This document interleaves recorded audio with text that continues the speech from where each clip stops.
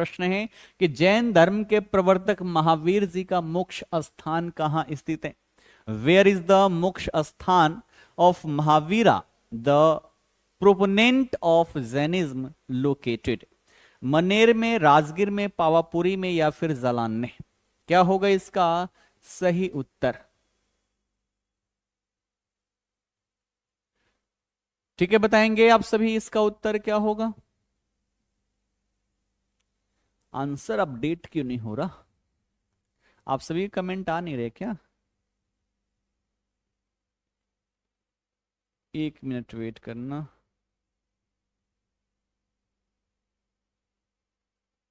हाँ, अब चलने लग गया। ठीक है, चलिए इसी के साथ सब लोग जा रहे हैं। ध्यान रखना, ये सारे प्रीवियस ईयर क्वेश्चन है जो पूछे गए हैं। आसान भी है, टफ भी है। अब ये मत कहना कि ये बड़ा आसान है, मैंने यहां पर कुछ नहीं बनाया, प्रीवियस ईयर क्वेश्चन है आपके। ठीक है ना, तो आप सभी बिल्कुल सही जा रहे हो। ऑप्शन सी जो होगा यहां पर बिल्कुल सही होगा। अगर हम बात करें किसके, महावीर स्वामी के बारे में, तो ये जैन धर्म के 24वें तीर्थंकर है ना। जैन धर्म के ये 24वें तीर्थंकर हैं, और साथ ही साथ ये भी कह सकते हैं कि ये अंतिम भी तीर्थंकर है। ठीक है, बात करें इनके जन्म की, तो इनका जन्म 599 बीसी में वैशाली में हुआ था। कहां पर? वैशाली। और वैशाली में भी देखा जाए तो वैशाली के कुंड ग्राम में इनका जन्म हुआ था 599 बीसी में। वहीं बात करें मृत्यु की, तो 72 वर्ष की आयु में 527 बीसी में कहां पर हुआ था? तो ये हुआ था पावापुरी में, जो कि आपका नालंदा जिले के अंतर्गत आता है। ठीक है, और मृत्यु को ही जैन धर्म में निर्वाण कहा जाता है, इसी को मोक्ष कहा जाता है, आप ध्यान में रखना। ठीक है, तो ये कहां पर हुई थी? पावापुरी में हुई थी। कब हुई थी? 527 बीसी में। और इसी पावापुरी में जल मंदिर का निर्माण करवाया गया है ना। तो जल मंदिर कहां पर है? इसी पावापुरी में है। ठीक है ना, तो ये बातें ध्यान में रखना। 72 वर्ष की आयु में कार्तिक अमावस्या के दिन इनको निर्वाण की प्राप्ति हुई थी। और यह स्थान जो है वर्तमान में बिहार के नालंदा जिले में अवस्थित है। ठीक है, क्लियर है? अब बात करें इनको ज्ञान की प्राप्ति, तो ज्ञान की प्राप्ति होने के पश्चात ये क्या कहलाए? ये कैवल्य कहलाए। और ये कहां पर ज्ञान प्राप्ति कहां पर हुई थी? तो जृंभिक ग्राम था, है ना। रिजुपालिका नदी थी। नदी का नाम क्या था? रिजुपालिका नदी। वृक्ष कौन सा था? साल वृक्ष था। स्थान कौन सा था? स्थान था जृंभिक ग्राम, है ना। जृंभिक ग्राम में रिजुपालिका नदी के तट पर साल वृक्ष के नीचे इनको ज्ञान की प्राप्ति हुई थी। और तत्पश्चात ये क्या कहलाते हैं? कैवल्य कहलाते हैं। ठीक है, अब पूछ दे कि जैन धर्म के पहले तीर्थंकर कौन, तो क्या बताओगे? ऋषभ देव जी बताओगे, जिन्हें हम आदिनाथ के नाम से भी जानते हैं। ठीक है ना, अगला क्वेश्चन देखो। अगला पूछा गया कि बिहार में स्वराज्य दल का गठन किसने किया था? बिहार में स्वराज्य दल का गठन किसने किया हुआ था? बताएंगे इसका सही उत्तर। श्री कृष्ण सिंह, रामलाल शाह, बंकिम चंद्र मित्र या फिर शचीन्द्र नाथ सान्याल? क्या हो जाएगा इसका सही उत्तर? ठीक है, सबसे पहले बात करें स्वराज्य दल की, तो इसकी स्थापना से कहीं ना कहीं अपना बिहार संबंधित है। कैसे? तो 1922 में हुआ था गया अधिवेशन, कांग्रेस का गया अधिवेशन। और इस अधिवेशन की अध्यक्षता है ना, इसकी अध्यक्षता किसने किया? तो वो चित्तरंजन दास ने। किसने किया? चित्तरंजन दास ने। ठीक है, लेकिन यहीं पर एक प्रस्ताव पारित किया जाता है कि अब हमें इलेक्शंस का, चुनाव का बहिष्कार करना है। लेकिन चित्तरंजन दास, मोतीलाल नेहरू और इनके जैसे जो युवा नेता थे, उनका कहना था कि नहीं, अब हमें सरकार के अंदर एंटर करना है चुनावों के माध्यम से, ताकि अब अंदर से आवाज उठाई जाए। तो यहां पर क्या हुआ? विरोधाभास देखने को मिला इनके विचारों में और जो प्रस्ताव पारित किया गया इसमें। परिणामतः इन्होंने अध्यक्ष पद से इस्तीफा दे दिया। और इस्तीफा देकर जनवरी 1923 में, है ना, जनवरी 1923 में कहां पर? तो प्रयागराज में। कहां पर? तो प्रयागराज जो है यहीं पर इन्होंने क्या किया? स्वराज्य पार्टी की स्थापना की, है ना। किसकी? स्वराज्य पार्टी की स्थापना। ठीक है, और इसमें कितने? तो 2 लोग, चित्तरंजन दास और प्लस में कौन? तो यहां पर थे मोतीलाल नेहरू, है ना। इन दोनों ने मिलकर, ठीक है, मोतीलाल नेहरू, इन दोनों ने मिलकर क्या किया? तो इस स्वराज्य दल की यहां पर स्थापना कर डाली। अब बात करें कि क्या ये वहीं तक रहेगा, बिहार में इसका कोई प्रभाव नहीं होगा? बिल्कुल प्रभाव होगा। तो बिहार में भी इसकी स्थापना करनी थी। तो फरवरी 1923 में, है ना, कब? फरवरी 1923 में। किसके द्वारा? तो श्री कृष्ण सिंह के द्वारा, है ना, श्री कृष्ण सिंह के द्वारा। कब? तो फरवरी 1923 में। फरवरी 1923 में इसकी एक शाखा की स्थापना यहां पर की जाती है। ठीक है, अगर बात करें बिहार में इसका मुख्य केंद्र कहां पर रहा, है ना, बिहार में अगर पूछ दे आप सभी से कि इसका मुख्य केंद्र कहां पर रहा, तो आप क्या लिखोगे? आप लिखोगे पटना, है ना। मुख्य केंद्र कहां पर रहता है? तो मुख्य केंद्र इसका पटना रहता है। तो ये यहां पर पूरी कहानी रही थी। ठीक है, अब बात कर ले कि यहां पर बिहार में स्वराज्य दल जो था इसके प्रथम अध्यक्ष कौन? तो नारायण प्रसाद, है ना। ध्यान रखना, ये जो स्वराज्य दल यहां पर बना, अगर पूछ दे कि इसके प्रथम अध्यक्ष को किसे बनाया जाता है, प्रथम अध्यक्ष अगर पूछ दे तो आप क्या लिखोगे? आप लिखोगे नारायण प्रसाद। ठीक है, नारायण प्रसाद को इसके पहले अध्यक्ष बनाया जाता है। प्रोफेसर अब्दुल बारी जो थे उनको पहले सचिव के रूप में यहां पर नियुक्त किया जाता है। क्लियर है? बढ़े आगे, अगला क्वेश्चन देखो। अगला कह रहे कि चंपारण में गांधी जी को आमंत्रण किसने दिया था? राजेंद्र प्रसाद, राजकुमार शुक्ल, मजहरुल हक या फिर जेबी कृपलानी? बताएंगे। और ध्यान रखना, आज के एक भी क्वेश्चन मैंने टाइप नहीं किया है, यहां पर टाइप किया हुआ है। बाकी क्वेश्चन जो पूछे गए हैं वो सारे आपके, और बता दूं कहां, ये सारे बीपीएससी में पूछे गए क्वेश्चन है। क्योंकि बीपीएससी का फॉर्म आ रखा है, कल से ऑनलाइन उसके हो रहे हैं, और कल से देखे तो हवलदार का भी फॉर्म भरा जाएगा। तो उसी को लेकर मैं पीवाई कुछ देख रहा था क्या क्या पूछे गए हैं, फिर दिमाग में क्यों नहीं इसी को करवा दूं। चलो बी के साथ सब जा रहे हैं। बी क्या है? राजकुमार शुक्ल, जो कि आपका बिल्कुल सही उत्तर है ना। राजकुमार शुक्ल की बात कर लें तो राजकुमार शुक्ल ने चंपारण में गांधी जी को आमंत्रण दिया था। और आमंत्रण देने के लिए कहां पहुंचे थे? ये पहुंचे थे 1916 का लखनऊ अधिवेशन, है ना। 1916 में कांग्रेस का जो लखनऊ अधिवेशन हुआ था, यहीं पर तिनकठिया प्रणाली से संबंधित प्रस्ताव पारित किया गया। राजकुमार शुक्ल के द्वारा गांधी जी को आमंत्रित किया जाता है। तत्पश्चात यहां पर गांधी जी जो है पहुंचते हैं।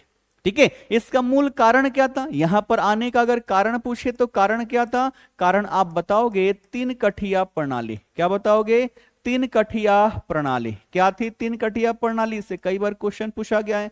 तो हर 20 कट्ठे में से 3 कट्ठा भूमि में क्या करना पड़ता था? नील की खेती। क्या करना पड़ता था? यहां पर करना पड़ता था नील की खेती, जिससे किसानों का क्या हो रहा था? शोषण हो रहा था, है ना। और इसी के खिलाफ यहां पर ये आंदोलन गांधी जी के द्वारा किया गया। गांधी जी जो है ना, गांधी जी जो है ये बिहार कब पहुंचे? तो 10 अप्रैल, है ना, 10 अप्रैल 1917 को ये कहां पहुंच जाते हैं? ये पहुंच जाते हैं पटना, है ना। पहली बार ये पटना पहुंचते हैं। पटना से फिर ये पहुंचेंगे कहां पर? तो ये पहुंचेंगे चंपारण। किसानों से मिलना शुरू करेंगे। परिणाम होता है यहां पर चंपारण एग्रेरियन कमिटी का गठन किया जाता है एफजी सलाई के नेतृत्व में। और इसी के सिफारिश पर जो चंपारण एग्रेरियन एक्ट आया 1918 में, इसको राज्यपाल की सहमति मिलती है और परिणामतः तिनकठिया प्रणाली जो यहां पर समाप्त हो जाती है। एक पूछा गया कि राजकुमार शुक्ल जो है इनका गांव कौन सा है ना, कहां से संबंधित है? ये क्वेश्चन पूछा जा चुका है इस बार के एग्जाम में। तो क्या बताओगे? मुरली भरहवा। इनके गांव का नाम क्या है? इनके गांव का नाम है मुरली भरहवा। ठीक है, मुरली भरहवा गांव से ये संबंधित है ना। और ये कहां पर? तो चंपारण में ही एक गांव हुआ करता था। ठीक है, और इनके द्वारा किए गए कार्यों को लेकर, ठीक है ना, एक अंग्रेज अधिकारी था जिसका नाम था एमन। उसने राजकुमार शुक्ल को क्या कहा था? अकेला मर्द कहा था कि यही चंपारण का अकेला मर्द है। The only man among the rebels, है ना, अकेला मर्द इनको कहा गया था। तो मुरली भरावा गांव से ये संबंधित है, राजकुमार शुक्ल। अगला, बिहार का कुल भौगोलिक क्षेत्रफल कितना है, ये बीपीएससी में पूछा गया है ना। पहले आते थे ऐसे क्वेश्चंस, बट अब ऐसे बिहार पुलिस, है ना, बिहार दरोगा, हवलदार वाला होगा, वहां पर इस प्रकार से क्वेश्चंस पूछे जाएंगे। तो इसमें तो कोई डाउट ही नहीं रहा होगा, है ना। अगर हम बात करें बिहार के क्षेत्रफल का, तो ये है हमारा 94,163 वर्ग किलोमीटर। और ये भारत के कुल भौगोलिक क्षेत्रफल का कितना है, फटाफट कमेंट करके बताओ। भारत के कुल भौगोलिक क्षेत्रफल का 2.86% भाग पर ये अवस्थित है ना। कितना, 2.86% भाग पर ये अवस्थित है, ठीक है ना। तो कितना है, 94,163 वर्ग किलोमीटर। इसमें से लगभग 11.3% शहरी क्षेत्र है 2011 के अकॉर्डिंग, और बाकी के जो बच गए वो हमारा क्या हो जाएगा, ग्रामीण क्षेत्रफल, यानी कि 92,257.5 वर्ग किलोमीटर क्षेत्र जो है वो इसमें से क्या है, ग्रामीण क्षेत्र के रूप में आता है। ठीक है, वही बात करें इसकी सीमा, तो सीमा आप सभी को याद रखना चाहिए, है ना। सीमा कैसा, तो एक आपका यहां पर राष्ट्रीय सीमा लगेगी, यानी कि राज्यों के साथ, 3 राज्य के साथ, उत्तर प्रदेश, ठीक है, वेस्ट बंगाल और झारखंड के साथ सीमा लगती है। और एक सीमा लगती है कौन सी, अंतरराष्ट्रीय। और अंतरराष्ट्रीय सीमा जो लगती है वो किसके साथ, वो नेपाल के साथ लगती है। किसके साथ, नेपाल के साथ लगती है। ठीक, अगला क्वेश्चन देखो, अगला क्या कह रहा है। अगला कह रहा है कि बिहार का शोक किस नदी को कहा जाता है। बिहार का शोक किस नदी को कहा जाता है, बताएंगे। कल भी हमने इसके बारे में डिस्कस किया था कि बिहार का शोक जो है वो किस नदी को कहा जाता है। चलो क्या हो जाएगा, सभी बी के साथ जा रहे हैं। बी पर है कोसी, जो कि बिल्कुल सही उत्तर है ना। कोसी नदी को हम बिहार का शोक कहते हैं, इंग्लिश में सोर ऑफ बिहार कहते हैं। क्यों कहते हैं, क्योंकि ये हर साल क्या करती है, बाढ़ लेकर आती है ना। ये किसके लिए, तो ये मार्ग परिवर्तन के लिए मशहूर है। किसके लिए, मार्ग परिवर्तन के लिए ये क्या है, मशहूर है ना। हर साल ये क्या करती है, मार्ग परिवर्तन करती है। और पिछले 200 वर्षों में 150 किलोमीटर ये पूरब से पश्चिम की ओर खिसक चुकी है ना। इतनी खतरनाक ये नदी है, ठीक है। इसको अगर हम बात करें नेपाल में, तो नेपाल में इसे क्या बोलते हैं, नेपाल में इसे बोलते हैं सप्तकोशी, है ना, सप्तकोशिकी। कारण क्या है, कारण ये है कि इसका निर्माण जो होता है वो 7 धाराओं से, है ना। 7 धाराएं जो हैं जब आपस में मिलती हैं तब जाके कोशी नदी का निर्माण होता है, इसलिए इसे सप्तकोशिकी के नाम से जाना जाता है। इसी पर हमने क्या किया है, तो कोसी बहुउद्देशीय परियोजना हमने स्थापित की है। और इसके तहत एक स्थान है कौन सा, नेपाल में हनुमान नगर। कौन सा, हनुमान नगर। और इसी हनुमान नगर में हमने क्या किया है, तो हमने एक बांध बनाया है। ठीक है, हमने क्या बनाया है, बांध बनाया है। और इस बांध से हमने नहरें निकाली है, पूर्वी कोशी नहर, पश्चिमी कोशी नहर, ठीक है ना। तो इस कारण से हम सिंचाई विभिन्न क्षेत्रों में कर पाते हैं। ठीक है, अब बात कर ले बिहार की सबसे लंबी नदी, अगर आप सभी से पूछ दे बिहार की सबसे लंबी नदी, सबसे लंबी नदी अगर आप सभी से पूछ दे तो क्या बताओगे, आप बताओगे गंगा। कितनी लंबी है, 445 किलोमीटर बिहार में इसकी लंबाई है। और यही बिहार के अपवाह प्रणाली, किसकी, तो अपवाह प्रणाली जो है, अपवाह प्रणाली की ये क्या है, ये आधार है। ठीक है, अपवाह प्रणाली की ये आधार है, ठीक है ना। अगला क्वेश्चन देखो, अगला कह रहे कि बिहार के किस जिले में तेलहर कुंड जलप्रपात स्थित है। बिहार के किस जिले में तेलहर कुंड जलप्रपात स्थित है, बताएंगे। रोहतास, कैमूर, नवादा या फिर सासाराम, बताएंगे। क्या हो जाएगा, तेलहर कुंड, ठीक है ना।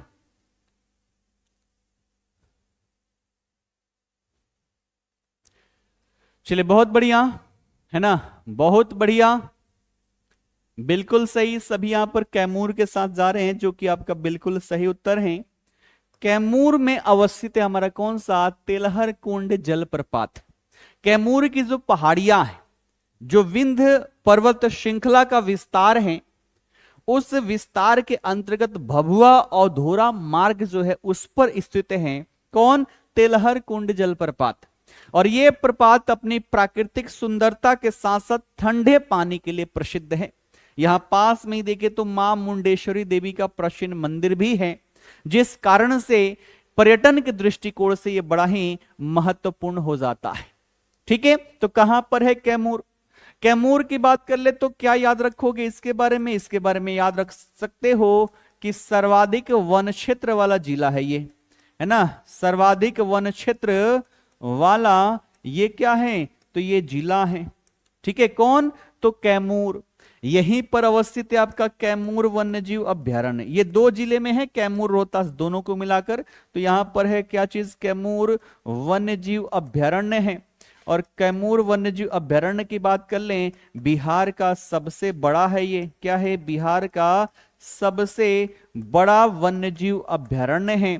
ठीक है, साथ ही साथ बिहार का दूसरा टाइगर रिजर्व बन रहा है ये। बिहार का दूसरा टाइगर रिजर्व बनने वाला है। कौन? कैमूर वन्यजीव अभ्यारण्य। ये भी आप ध्यान में रखिएगा।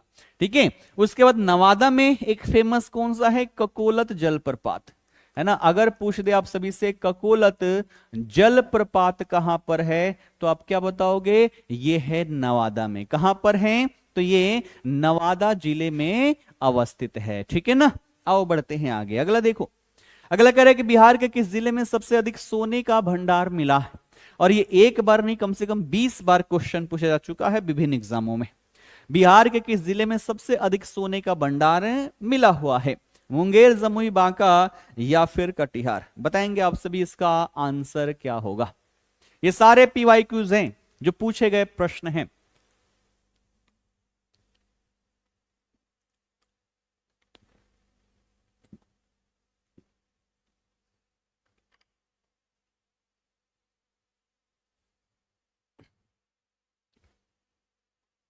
चले, क्या रहा आंसर?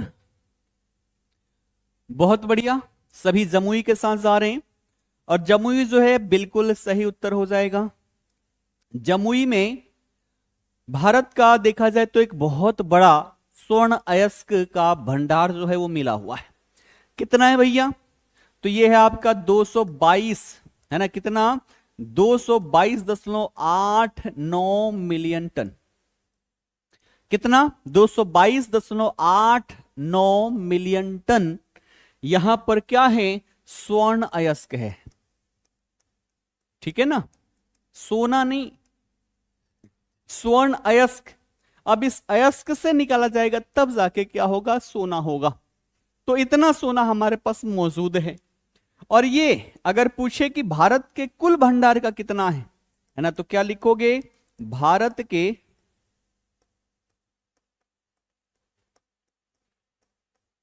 कुल भंडार का 44% है।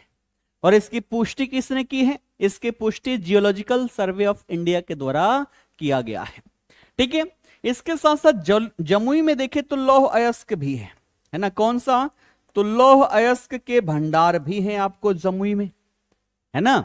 किस प्रकार के? तो जमुई में जो है वो है मैग्नेटाइट प्रकार का, है ना। मैग्नेटाइट प्रकार के लौह अयस्क के भंडार आपको जमुई में देखने को मिल जाता है। ठीक है, इसके साथ साथ देखिए जमुई में और क्या है ना। अब 2 हमारे रामसर स्थल भी है जमुई में। कौन से? फटाफट सभी लोग कमेंट करके बताओगे, है ना। कौन कौन से? फटाफट सभी लोग कमेंट करके बताओगे। आ रहे आंसर? नागिन, नागिन नहीं है ना, वो नागी है। एक है नागी और दूसरा है नकटी। ठीक है ना। तो यहीं पर है एक नागी डैम पक्षी अभ्यारण्य, और दूसरा जो है वो कौन सा है? वो है नकटी डैम पक्षी अभ्यारण्य। ठीक है, दोनों ही कहां हैं? जमुई में हैं। और ये क्या है? तो दोनों के दोनों बिहार के रामसर स्थल है। अभी बिहार में रामसर स्थलों की संख्या कितनी है? 6 है ना। उसमें से 2 नागी डैम पक्षी अभ्यारण्य और नकटी डैम पक्षी अभ्यारण्य, ये दोनों ही हैं। ठीक है, आओ बढ़ते हैं आगे। अगला देखो, अगला क्या कह रहे हैं कि बिहार से भारतीय संविधान सभा के सदस्य कौन थे? बिहार से भारतीय संविधान सभा के सदस्य कौन थे? एएन सिन्हा, राजेंद्र प्रसाद, जगजीवन राम या फिर उपयुक्त सभी? बताएं इसका सही उत्तर क्या हो जाएगा। संविधान सभा, सबसे पहले बात करें संविधान सभा का गठन कब हुआ? संविधान सभा का गठन कब हुआ? यह हुआ वर्ष 1946 में। कब हुआ? वर्ष 1946 में। टोटल सदस्यों की संख्या कितनी थी? फटाफट बताओ। अब इस संविधान सभा में बिहार से कितने सदस्य थे? है ना, बिहार से अगर हम बात करें सदस्य की तो इनकी संख्या थी 36। कितने? तो 36 सदस्य जो थे वो बिहार से संविधान सभा के लिए चूज करके गए थे। और इसमें से थे डॉक्टर राजेंद्र प्रसाद, अनुग्रह नारायण सिन्हा, जगजीवन राम, सदानंद सिन्हा, श्री कृष्ण सिंह, है ना, ये सारे चीज थे। ठीक, अब इसमें से देखा जाए, है ना, सभी के सभी तो यहां पर हो ही गए, तो इसका सही उत्तर क्या हो जाएगा? सही उत्तर हो जाएगा आपका ऑप्शन डी, उपर्युक्त सभी। उपर्युक्त सभी जो थे यहां पर शामिल थे।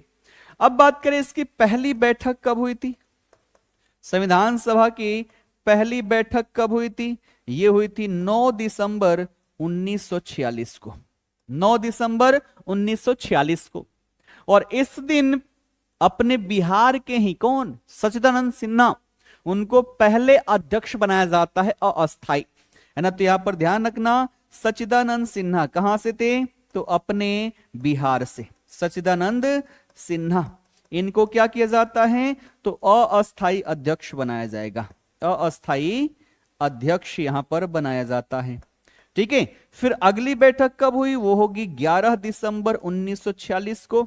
और इस दिन डॉक्टर राजेंद्र प्रसाद जो है ना, डॉक्टर राजेंद्र प्रसाद, इनको क्या किया जाएगा? इनको अस्थाई अध्यक्ष बनाया जाएगा। और दोनों के दोनों कहां से थे? दोनों के दोनों अपने बिहार से थे, है ना, दोनों के दोनों अपने बिहार से थे। ठीक, वहीं जगजीवन राम की बात करें तो स्वतंत्र भारत के पहले श्रम मंत्री बनते हैं। ठीक है ना। अगला क्वेश्चन देखो, अगला कह रहा है कि बिहार में पंचायत निकायों में महिलाओं को 50% आरक्षण किस वर्ष प्रदान किया गया था? 2005 में, 6 में, 9 में या फिर 2014 में? बताएंगे क्या होगा इसका सही उत्तर।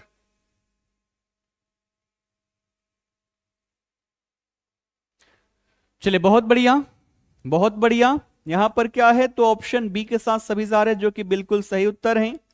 और 2006 का जो हमारा अधिनियम है उसे हम क्या बोलते हैं? बिहार पंचायती राज अधिनियम 2006। और इसके तहत हमने क्या किया? 50% आरक्षण दे दिया। ठीक है, 50% आरक्षण किसको? महिलाओं को। कहां? तो तीनों स्तर पर, है ना, ध्यान रखना, तीनों स्तर पर है। तीनों स्तर का मतलब पहला जो होता है वो होता है आपका ग्राम पंचायत। ठीक है, दूसरा जो होता है वो होता है आपका पंचायत सचिव, अब माफ करना,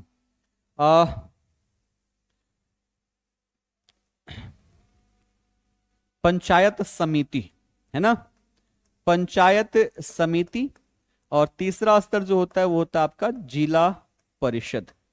ठीक है, तो तीनों ही स्तर पर महिलाओं को 50% का आरक्षण यहां पर दिया गया है।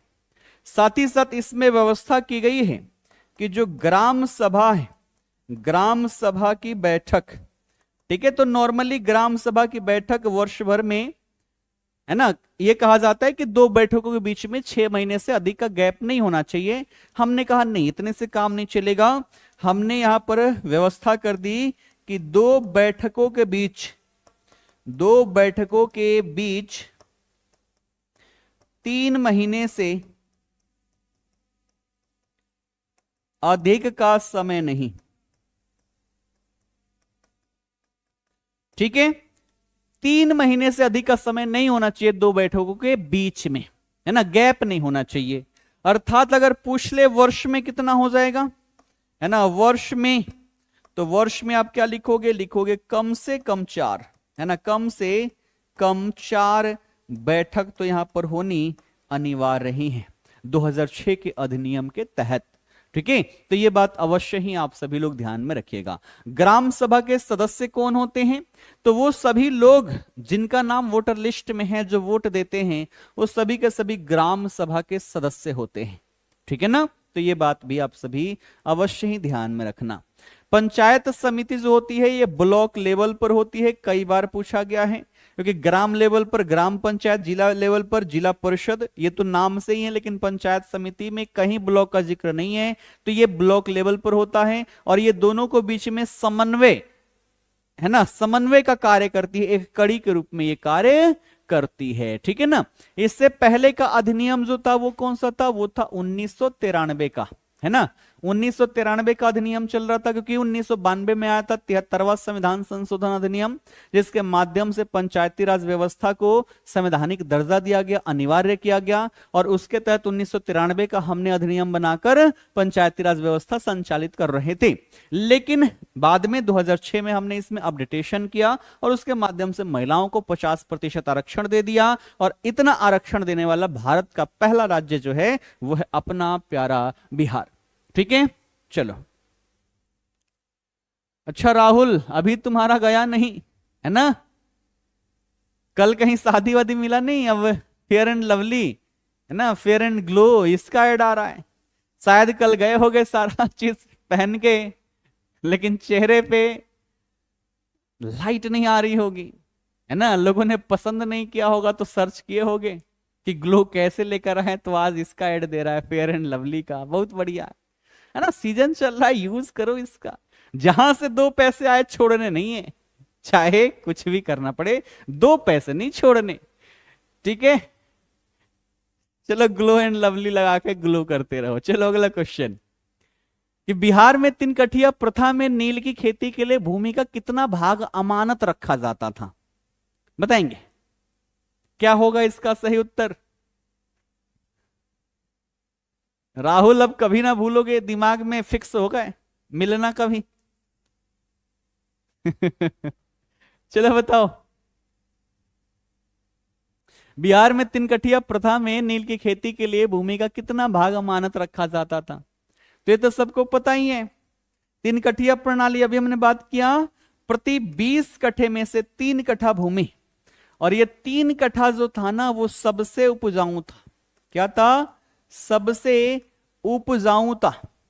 और आप सभी को पता था कि जहां पर ये नील की खेती की जाती थी वहां की उर्वरता कम हो जाती थी, परिणामतः अगली फसल दूसरे भाग पर, और ऐसे करते करते पूरी की पूरी भूमि ही क्या हो गई, पूरी की पूरी भूमि यहां पर बंजर होती चली गई। इसी कारण से तो इसका यहां पर विरोध किया गया। इसकी वजह से बार बार हमें दुर्भिक्ष देखने को मिला, क्योंकि नील क्या है, नील क्या है, तो नील जो है एक व्यापारिक फसल है ना, वाणिज्यिक फसल है, ये वाणिज्यिक फसल। इसका मतलब यानी कि जिसको उगाने का मेन मोटिव जो है वो बाजार है, जिसकी बाजार में डिमांड है वो चीज हम उगा रहे हैं, इसी को हम क्या बोलेंगे, इसी को बोलेंगे वाणिज्यिक फसल। ये वाणिज्यिक में इधर से होगा भैया, है ना, मैं सही लिख दूं, ठीक है, वाणिज्यिक फसल है। और इस कारण से बार बार क्या देखने को मिला, बार बार दुर्भिक्ष आप सभी को देखने को मिल जाता है। ठीक है ना, चलो अगला क्वेश्चन, अगला कि बिहार के प्रथम मुख्यमंत्री कौन थे, बिहार के पहले मुख्यमंत्री कौन थे। ये हर बार क्वेश्चन पूछा जाता है, याद रखना, हर बार एक क्वेश्चन तो ये आपका रहता ही रहता है। ठीक है, अब देखो 3 कठिया प्रणाली यहां पर नील की खेती होती थी, लेकिन हुआ कि आगे चलकर सिंथेटिक रंग जो है जर्मनी देश में बना लिया गया, नील की डिमांड यहां पर कम हो गई, है ना, लेकिन उसके बावजूद भी अंग्रेजों ने अवैध कर वसूली करना यहां पर बंद नहीं किया। ठीक है, चलो पहले मुख्यमंत्री क्या हो जाएगा, फिर से कमेंट रुक गए क्या आप सबके, कभी कभी सबके कमेंट ही रुक जा रहे हैं, ऐसे लग रहा है कि आप सभी कमेंट ही नहीं कर रहे। ठीक है ना, चलिए यहां पर सभी ऑप्शन ए के साथ जा रहे हैं, और ऑप्शन ए क्या है हमारा? ऑप्शन ए है श्री कृष्ण सिंह, है ना। श्री कृष्ण सिंह बिहार के पहले मुख्यमंत्री थे। पहली बार कब बने थे? 1937 में, और 1939 तक ये रहे। 1939 में इस्तीफा दे दिए विश्व युद्ध के कारण। 45 तक इलेक्शन नहीं हुआ, और 1946 में बने, और 46 से लेकर 1961 तक ये बिहार के मुख्यमंत्री के रूप में कार्य करते रहे। ठीक है, जब तक इनका निधन नहीं हुआ तब तक ये यहां पर काम करते रहे थे एक मुख्यमंत्री के रूप में, है ना। इनकी बात करें तो मुंगेर के बरबीघा में इनका जन्म हुआ था। ठीक, तो मुंगेर जिले से संबंधित हैं। इनको बिहार केसरी के नाम से जाना जाता है। इनको क्या कहा जाता है? इनको कहा जाता है बिहार केसरी। ठीक है, तो बिहार केसरी से श्री कृष्ण सिंह को संबोधित किया जाता है। ठीक है, इन्होंने आधुनिक बिहार के विकास की नींव रखी थी। ठीक है, विकास की इन्होंने नींव यहां पर रखी हुई थी। ठीक है, अगर इनकी बात कर ले तो इन्होंने देवघर का जो वैद्यनाथ धाम मंदिर है ना, उसमें पहले दलितों का प्रवेश नहीं था। जितना भेदभाव पहले देखने को मिला है, अगर आप सभी ने अपने दादा लोगों से सुना हो तो आपके रोंगटे खड़े हो जाएंगे कि किस स्तर के भेदभाव अपने भारतीय समाज में देखने को मिलता था। मैं अपनी गांव की कहानी बताता हूं। मेरे पंडित जी के दरवाजे पर एक क्या है? कुआं है। तो उस कुआं के पास कोई भी दलित नहीं जा सकता था। उसको पानी पिलाने के लिए एक व्यक्ति यहां पर रहता था, जो बाल्टी से पानी निकालकर कम से कम 200-300 मीटर दूर लेकर जाता था और गिराता था ऊपर से। बाल्टी छू भी नहीं सकते थे। यह भेदभाव था। मंदिरों में प्रवेश नहीं मिलती थी दलितों की। उनको भैया बाहर से ही पूजा पाठ करना था। इन्होंने कहा कि ऐसा कैसे हो सकता है? भगवान ने तो मानव ही बनाया है, लेकिन मानवों में आने के बाद धरातल पर मानवों ने खुद ही यहां पर ब्राह्मण, क्षत्रिय, वैश्य, शूद्र ये सब बना दिया। हिंदू, मुस्लिम, सिख, ईसाई ये सब बना दिया। ये ईश्वर ने थोड़ा ना बनाया। ईश्वर ने दो ही जाति बनाई है, एक महिला और एक पुरुष की। और मैं यही मानता हूं। मैं नहीं मानता ब्राह्मण, क्षत्रिय, वैश्य, शूद्र, मैं नहीं मानता। और मैं तो आपसे बोलूंगा कि आप सब ये सब ना मानो, क्योंकि ईश्वर ने दो ही जाति बनाकर भेजा है, एक महिला और एक पुरुष। इसके अलावा और कोई जाति होती ही नहीं है। थोड़ा सा यहां पर साइंटिफिक चेंजेस आ जाते हैं तो थर्ड जेंडर के लोग यहां पर आ जाते हैं। इनके अलावा और कुछ भी नहीं है। ठीक है, इंसानों ने इंसानों के ऊपर कंट्रोल करने के लिए, उनको अपने गुलाम बनाने के लिए ये विभिन्न प्रकार के जातिवाद जो है ये स्थापित किया है। ठीक है, तो ये ध्यान रखना। तो इन्होंने जो वैद्यनाथ धाम मंदिर में दलितों के प्रवेश पर जो रोक था, है ना, उसको लेकर इन्होंने काम किया, उसमें सफल नेतृत्व किया और अंततः दलितों को वहां पर प्रवेश मिला। वही बात करें, अगर आपसे पूछ दे कि बिहार के पहले उप मुख्यमंत्री कौन है ना, अभी तो दो दो उप मुख्यमंत्री बन गए। मुख्यमंत्री कौन बन गए वर्तमान में? सम्राट चौधरी। कल मंत्रिमंडल के द्वारा शपथ लिया गया है। टोटल मंत्री कितने हैं? 32 मंत्री हैं, है ना। मंत्रियों की संख्या कितनी है? 32। 32 में से 15 बीजेपी के हैं, 13 जेडीयू के हैं, है ना। रामविलास पासवान की जो पार्टी है उससे 2 हैं, एक हम से हैं और एक क्या है, इसका नाम मैं बार बार भूल जाता हूं। तो टोटल 32 मंत्री यहां पर बने हुए हैं, जिसमें से सम्राट चौधरी मुख्यमंत्री हैं, 2 उप मुख्यमंत्री बनाए गए हैं। लेकिन पहले अगर मुख्यमंत्री पूछ दिया जाए, है ना, प्रथम उप मुख्यमंत्री, तो आप क्या लिखोगे? आप लिखोगे अनुग्रह नारायण सिन्हा। क्या लिखोगे? आप लिखोगे अनुग्रह नारायण सिन्हा। अनुग्रह नारायण सिन्हा ये क्या है? तो ये पहले बिहार के मुख्यमंत्री हैं, उप मुख्यमंत्री। ठीक है ना, क्लियर है। राबड़ी देवी की बात करें तो बिहार की पहली महिला मुख्यमंत्री हैं। ठीक है, क्लियर। चलो, बीपी मंडल की बात करें तो ये भी बिहार के मुख्यमंत्री रहे हैं। ठीक है ना, तो ये सारे नाम जो है यहां पर मुख्यमंत्री के ही हैं। कर्पूरी ठाकुर बिहार के 2 बार मुख्यमंत्री ये बनते हैं, और इनको क्या कहा जाता है? इनको जननायक कहा जाता है ना। इनको क्या कहते हैं? इनको जननायक कहा जाता है। और नेता अगर पूरे भारत के इनके जैसे होते ना, तो भारत अब तक कब का विकसित देश बन चुका होता। है ना। लेकिन ऐसे नेता की यहां पर देखा जाए तो क्या ही कहें, संख्या बड़ी ही कम है। अगला देखो, अगला कह रहे हैं कि किस वर्ष उड़ीसा को बिहार से पृथक किया गया। किस वर्ष उड़ीसा को बिहार से पृथक किया गया, बताएंगे। इसका उत्तर क्या हो जाएगा। आप सबको पता ही है कि 1911 में क्या हुआ, 1911 में तीसरा दिल्ली दरबार लगाया गया। क्या किया गया, तीसरा दिल्ली दरबार यहां पर लगाया जाता है। कौन लगवाता है, ये लगवाता है हार्डिंग, है ना। कौन लगवाता है, तो ये हार्डिंग के द्वारा लगाया जाता है। किसके स्वागत में, तो जॉर्ज पंचम के, है ना। जॉर्ज पंचम जो है उनके स्वागत में दिल्ली दरबार लगाया जाता है। और यहीं पर घोषणा की जाती है कि बंगाल से अलग करके बिहार की स्थापना की जाएगी। क्या की जाएगी, बिहार की यहां पर स्थापना की जाएगी। कैसे, बंगाल से अलग करके। और अंततः देखें तो 1912 में 22 मार्च को बिहार का गठन कर दिया जाता है। इस कारण से इस दिन हम बिहार दिवस के रूप में सेलिब्रेट करते हैं। क्या मनाते हैं, बिहार दिवस मनाते हैं। ठीक है, इस समय जो बिहार था, इस बिहार में वर्तमान का उड़ीसा भी शामिल था, है ना। और साथ ही साथ देखें तो वर्तमान का झारखंड भी शामिल था। लेकिन आगे चलकर उड़ीसा इससे क्या हो गया, अलग हो गया। कब, 1936 में।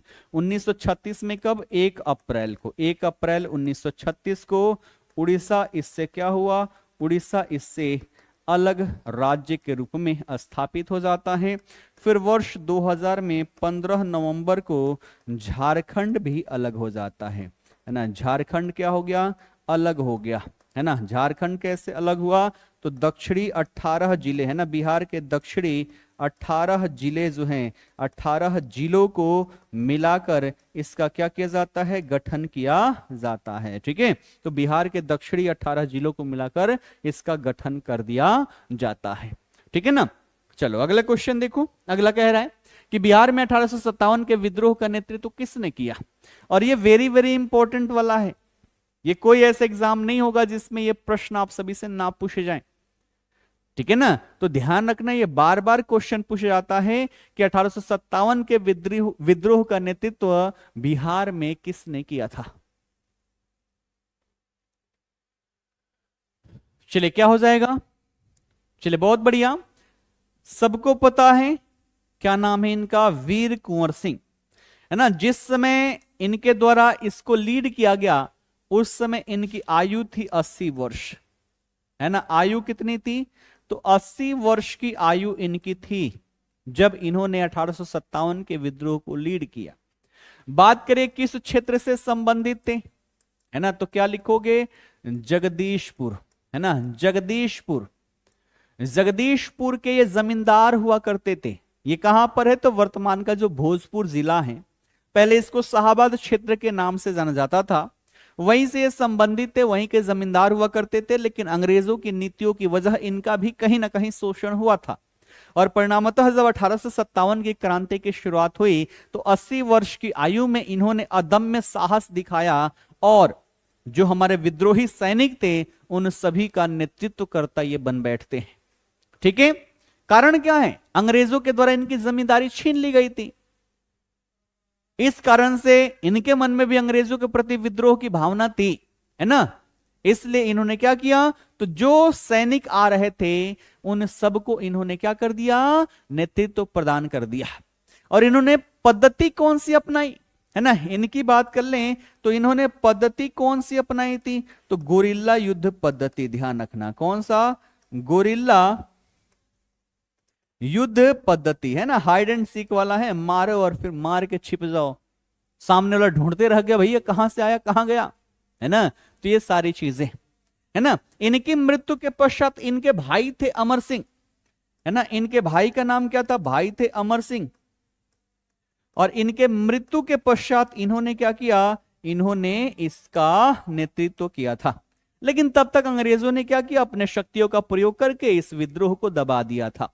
बात करें इनकी मृत्यु तो 26 अप्रैल 1858 को इनकी मृत्यु होती है ना। कब, 26 अप्रैल 1858 को इनकी क्या हो जाएगी, मृत्यु हो जाएगी। क्योंकि 23 अप्रैल को इन्होंने अंतिम संघर्ष किया था। एक हाथ गंगा में काट कर इन्होंने प्रवाहित कर दिया था, एक हाथ से अंग्रेजों से लड़े और अंग्रेजों को फिर से पराजित किए, लेकिन इसी में बहुत ज्यादा घायल हो जाते हैं। परिणामतः 26 अप्रैल को इनकी मृत्यु हो जाती है, ये शहीद हो जाते हैं। ठीक, अगला क्वेश्चन देखो, अगला क्या कह रहा है, आधुनिक बिहार का निर्माता किसे माना जाता है? आधुनिक बिहार का निर्माता किसे माना जाता है? सही में कभी कभी कमेंट फंस जा रहा है आप सबका, चलिए बताएंगे। आधुनिक बिहार के निर्माता किसे माना जाता है? ये तो हमने कई बार पढ़ा हुआ है। बहुत बढ़िया, यहां पर क्या हो जाएगा, सच्चिदानंद सिन्हा। ऑप्शन ए जो है ये हमारा सही उत्तर होगा, सच्चिदानंद सिन्हा। इन्हीं को आधुनिक बिहार का निर्माता माना जाता है। ठीक है, अगर हम इनकी बात कर ले तो इन्होंने बिहार को बंगाल से अलग कर एक स्वतंत्र प्रांत बनाने के लिए जो हमने पृथक बिहार आंदोलन हमने जो पढ़ा है उसका सफलतापूर्वक इनके द्वारा नेतृत्व किया जाता है ना। इनकी बात करें तो ये एक प्रसिद्ध वकील थे, वकील के साथ साथ राजनीतिज्ञ थे और पत्रकार भी हुआ करते थे। और इनके द्वारा एक पत्रिका, कौन सा, बिहार टाइम्स, ध्यान रखना कौन सा, तो एक पत्रिका जो थी जिसका नाम था बिहार टाइम्स, है ना। तो बिहार टाइम्स नामक जो पत्रिका थी, इस पत्रिका का इन्होंने खूब सहारा लिया।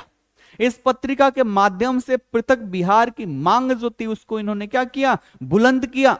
उसमें बताते थे कि अगर बिहार बंगाल से अलग हो जाए तो इन इन स्तरों पर हमें यहां पर प्रॉफिट मिलने वाला है, खूब छापते थे, है ना।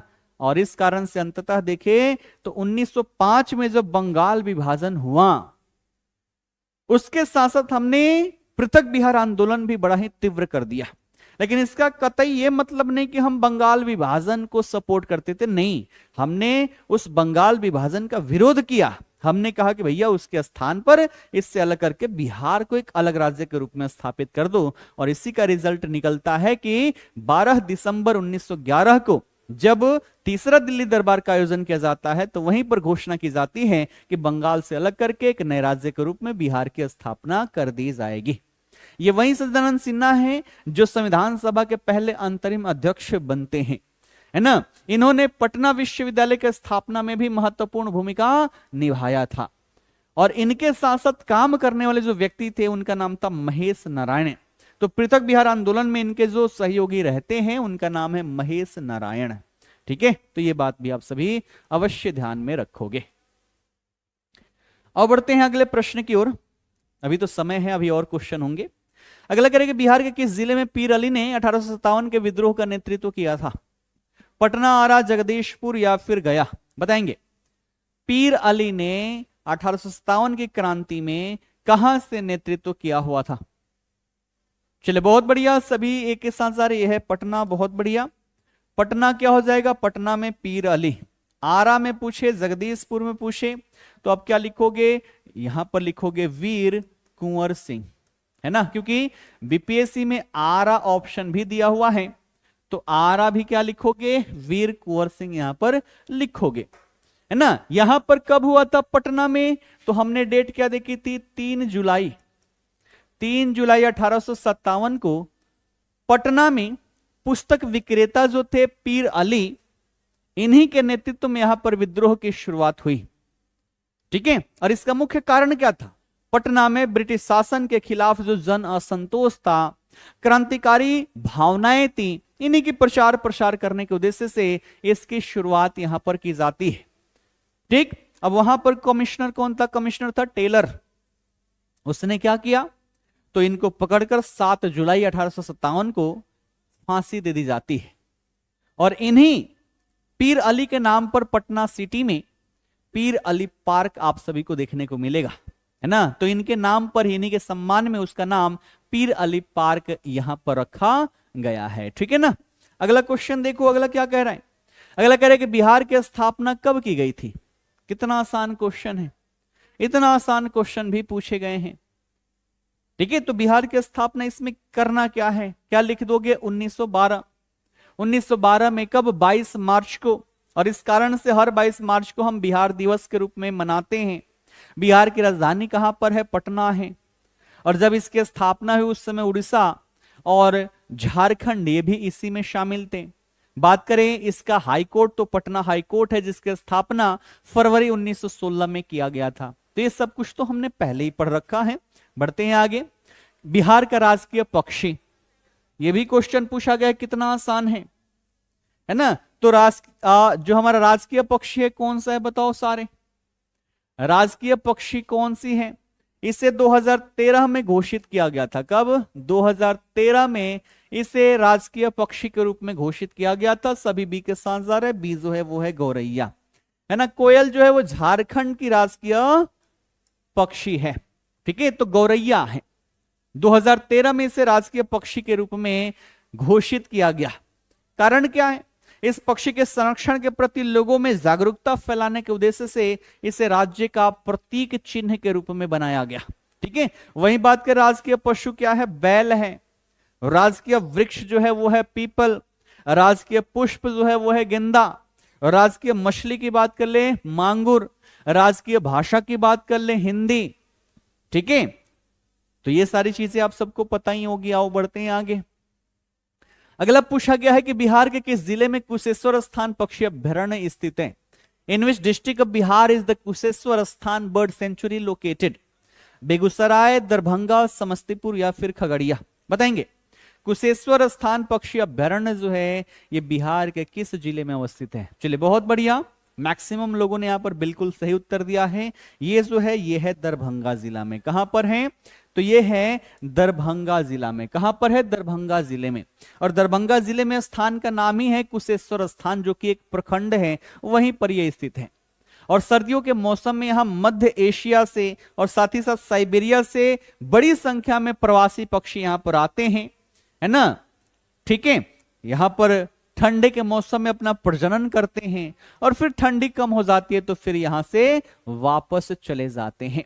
बात करें इसे वन्यजीव अभ्यारण्य कब घोषित किया गया? तो क्या लिखोगे? 1994, है ना। 1994 में इसे वाइल्ड लाइफ सेंचुरी के रूप में क्या किया गया? घोषित किया गया है, ठीक। वहीं बात करें कांवर झील, वो कहां पर है? बेगूसराय में, है ना। तो बेगूसराय की बात करें, यहां पर क्या है? यहां पर है आपका कांवर झील।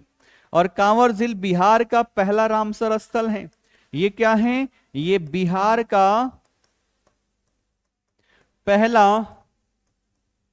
रामसर स्थल है कांवर झील, ठीक है। कांवर झील जो है ये एशिया का सबसे बड़ा ऑक्सबो लेक है, एशिया का सबसे बड़ा गोखुर झील है, जिसे हम क्या कहते हैं? कांवर झील के नाम से जानते हैं, ठीक। उसके बाद से दरभंगा की बात करें, दरभंगा के संदर्भ में क्या याद रख सकते हो? तो इसे क्या कहते हैं? बिहार की सांस्कृतिक राजधानी कह लेते हैं, है ना। बिहार की सांस्कृतिक राजधानी इसको कह लेते हैं, ठीक है। बात करें इसकी तो ये किसके लिए? मखाना उत्पादन के लिए क्या है? फेमस है। मखाना उत्पादन के लिए क्या है? मखाना उत्पादन के लिए भी क्या है? फेमस है। मखाना उत्पादन का प्रमुख केंद्र इसे मान लिया जाता है, ठीक है ना। क्लियर है? चलो अगला क्वेश्चन देखो। अगला कह रहा है कि वर्ष 2011 की जनगणना के अनुसार बिहार के किस जिले में सर्वोच्च लिंगानुपात दर्ज किया गया है? सर्वोच्च लिंगानुपात यानी कि प्रति 1000 पुरुषों की संख्या पर महिलाओं की जो संख्या है उसी को लिंगानुपात कहा जाता है। तो सबसे ज्यादा ये लिंगानुपात किस जिले में दर्ज किया गया है? आप सभी बिल्कुल सही जा रहे हो। ये क्वेश्चन भी आप सभी से पूछा गया है और यहां पर क्या है? वो है गोपालगंज। कितनी है? तो वो है आपकी 1021। कितनी है? तो 1000 पुरुषों पर महिलाओं की संख्या 1021 है। लेकिन अगर हम बात करें बिहार की, बिहार में कितना है? तो बिहार में है आपका 918। कितना है? 918। वहीं बात करें बाल लिंगानुपात की तो वो हो चुकी है आपकी 935। कितनी हो चुकी है? तो वो हो चुकी है आपकी 935। सबसे कम लिंगानुपात जो है वो है मुंगेर का, है ना। मुंगेर का क्या है? मुंगेर का है आपका न्यूनतम। न्यूनतम है तो कितना है? ये है 876। 876 याद करना ही नहीं है, ऐसे याद हो जाएगा 876, है ना। सर्वाधिक जनसंख्या घनत्व तो शिवहर का है 1880। ठीक है ना। और सर्वाधिक साक्षरता वाला जिला जो है वो क्या है, रोहतास है। कितना, तो 73.37% वहां पर क्या है, तो साक्षरता दर है, मतलब लगभग 74% के आसपास। अब जो है, अब समय यहां पर समाप्त हो चुका है, इसलिए आज का ये रहेगा होमवर्क, है ना। और अगले फ्राइडे को, चूंकि ये प्रीवियस ईयर क्वेश्चन है, तो अगले फ्राइडे को फिर से मैं प्रीवियस ईयर क्वेश्चंस लेकर आऊंगा और यहीं से शुरू करेंगे कि बिहार का पहला मुस्लिम विजेता कौन था, मलिक इब्राहिम इल्तुतमिश, बख्तियार खिलजी या फिर अली मर्दान खिलजी। इसका सही उत्तर क्या होगा, आप सभी लोग कमेंट बॉक्स में जाकर कमेंट अवश्य ही देना। साथ ही साथ आज का सेशन कैसा लगा, है ना। ये जो प्लान है कि मंडे टू थर्सडे हम टॉपिक वाइज यहां पर एमसीक्यू करेंगे और हर फ्राइडे को हम प्रीवियस ईयर क्वेश्चंस करेंगे, ये प्लान आप सभी को कैसा लगा, कमेंट बॉक्स में जाकर अपने विचार अवश्य ही बताइएगा। ठीक है, किसी भी प्रकार का डाउट हो तो भी कमेंट बॉक्स है आपके लिए, है ना। कुछ भी हो आपको अवश्य ही बताने हैं, ठीक है ना। क्लियर, तो चलिए फिर करते हैं यहीं पर सेशन का समापन, मिलते हैं अगली क्लास में। फिलहाल के लिए आप सभी का बहुत बहुत धन्यवाद।